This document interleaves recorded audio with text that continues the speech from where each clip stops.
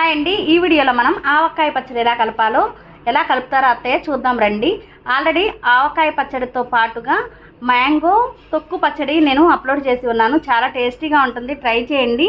ఇప్పుడు మనం ఆవకాయ పచ్చడిని అత్తయ్య ఎలా కలుపుతున్నారు చూద్దాం రండి. ఆవకాయ పచ్చడి కోసం చాలా ప్రాసెస్ అయితే చేయాలి. కాకపోతే ఏంటంటే అన్ని పచ్చడిలో కల్లా ఆవకాయ పచ్చడి కానీ తొక్కుడు పచ్చడి కానీ ఇవే చాలా ఈజీ అండి. గోంగూర, టమాటా అవన్నీ అయితే చాలా కష్టమైన పచ్చళ్ళు, ఇవి చాలా ఈజీ. అందుకని చక్కగా అందరూ ఆవకాయ తొక్కుడు పచ్చడి పెట్టుకోండి, చాలా చాలా టేస్టీగా ఉంటుంది. 1 ఇయర్ పాటు అయితే నిల్వ ఉంటుందన్నమాట. మ్యాంగో పికిల్సే కాకుండా ఇంకా నెంబర్ ఆఫ్ పచ్చళ్ళు అయితే మన వీడియోల్లో అయితే ఉన్నాయి. అయితే మన ఛానల్ అయిన ఓజు లేక్ని మీరు సబ్స్క్రైబ్ చేసేసి వెళ్ళి చూసేసేసి ఎలా ఉందో టేస్ట్ కూడా కామెంట్ చేయండి. మేము పట్టిన చట్నీలు అయితే 1 ఇయర్ కాదు 2 ఇయర్స్ అయినా సరే పాడవు అనమాట. చాలా చాలా టేస్టీగా ఉంటాయి.